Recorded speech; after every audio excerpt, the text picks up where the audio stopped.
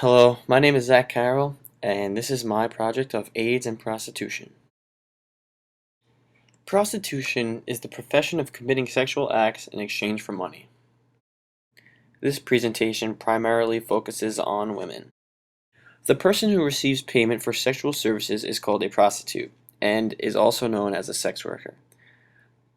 Prostitution is one of the branches of the sex industry. The legal status of prostitution varies from country to country, from being permissible to unregulated, to a punishable crime, or to a regulated profession. Estimates place the annual revenue generated from the global prostitution industry to be over $100 billion a year. Prostitution is sometimes referred to as the world's oldest profession. Most prostitutes start at a young age, either starting at age 13 or 14. In order to pursue such a career, one person has to have many clients a day in order to make money. The more you work, the more money you make. On average, a prostitute can have multiple partners a day, ranging from 4 to 8. Now, in the United States, prostitution is illegal, excluding the state of Nevada. So, illegal prostitutes do not have mandatory testing. Instead, they have a choice. But what they don't have is protection from the law. Most of them, if not all, have a high risk of being abused and not being able to sue their clients because the law does not protect prostitutes. In today's society, the sex industry is the biggest industry in the world. When you think of the sex industry, you might think of porn, yet prostitutes are not porn stars.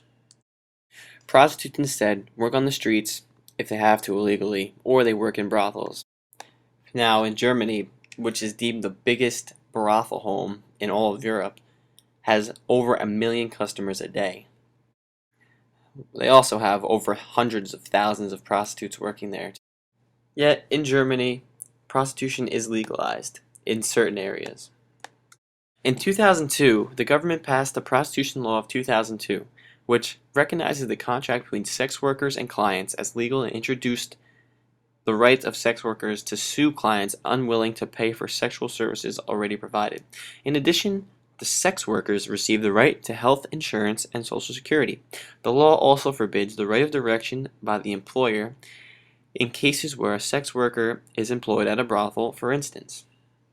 So basically, the law protects the sex worker and allows her to engage in any types of practice she wants to without having the risk of being abused and not being able to sue. In the United States, the law against prostitution, the unlawful promotion of or participation in sexual activities for profit, including attempts, to solicit customers or transport persons for prostitutional purposes, to own, manage, or operate a dwelling or other establishment for the purpose of providing a place where prostitution is performed, or to otherwise assist or promote prostitution. That is what the United States government considers prostitution. There were 2 states in the United States that legalized prostitution up until 2009 when Rhode Island illegalized it. Now, Nevada is the only state that has it. This might blow your mind, but a prostitute is 14 times more likely to acquire an infection, such as HIV, than anyone in the general population. But listen to this. This might bog your mind. In Nevada, mandatory testing has been in effect since 1986, and almost 20 years later, there has not been one HIV-positive sex worker since then. This doesn't really seem possible. Let's get some of the facts, though. The brothels that the prostitutes work in, they employ 1 to 50 legal prostitutes aged 18 to 50. The prostitutes themselves pay for their mandatory health checks prior to gaining access and working for the brothel. Also, condoms, weekly pap smears, and monthly blood tests are required for them. The brothels are held liable for any customers that become HIV positive. In most parts of Western Europe and North America, HIV transmission through paid sex is not considered to be a major issue. In other regions, however, notably parts of Asia, large numbers of sex workers are living with HIV, and this is influencing the overall pattern of the AIDS epidemic. Though this may be true, even in different and diverse areas of the world, sex workers share many things in common. Some of these factors can elevate the chances of becoming infected with HIV. These factors are inconsistent condom use, multiple partners, social and economic factors, injecting drug use, migration, and trafficking. Of 86 reporting countries, less than a third reported that 90% of sex workers used a condom with their last client, while more than half reported condom use by less than 80% of sex workers. Social and economic factors are another factor that could lead to HIV. Sex workers are generally stigmatized, marginalized, and criminalized by the societies in which we live, and in various ways these factors can contribute to their vulnerability to HIV. Since there is a severe lack of policies and legislation that protect sex workers, they are at a risk of being mistreated without being able to retaliate. Also, from a social outlook, the stigma sex workers carry make it hard for them to seek access to health, legal, and social issues. Many prostitutes are consistent injecting drug users or drug users in general.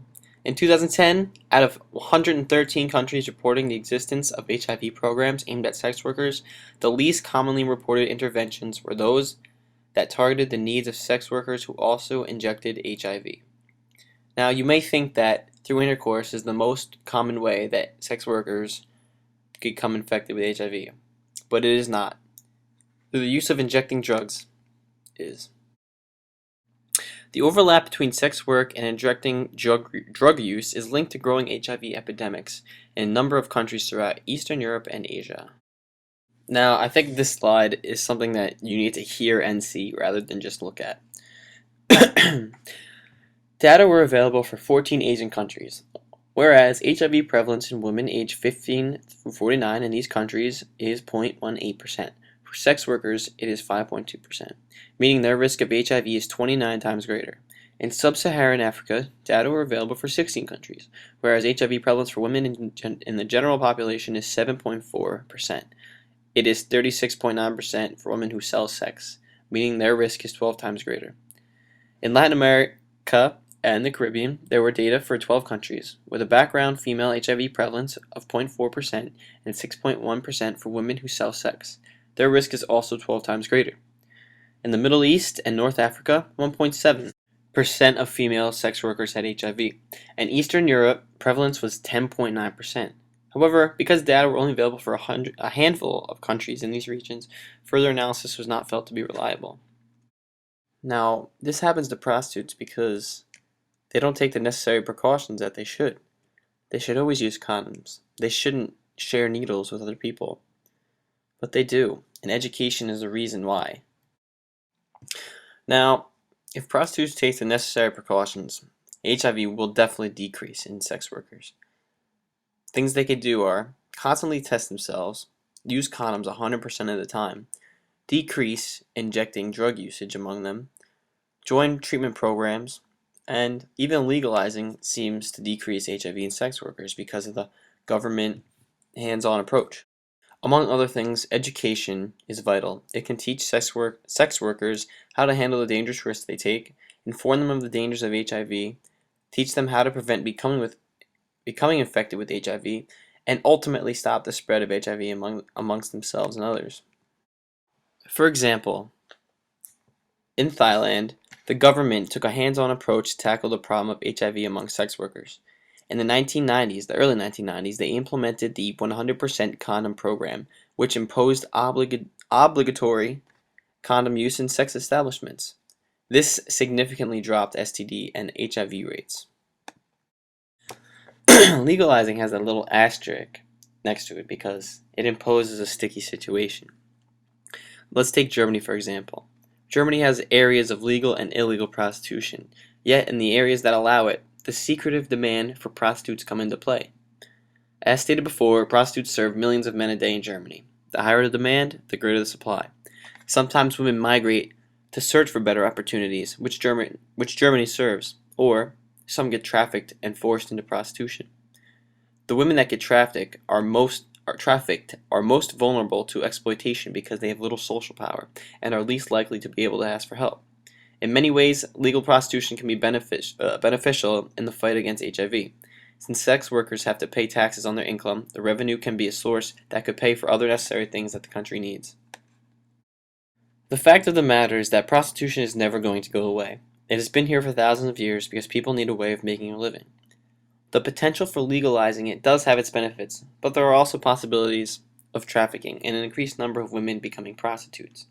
But when it comes to HIV, Legalizing prostitution is clearly the safer health choice.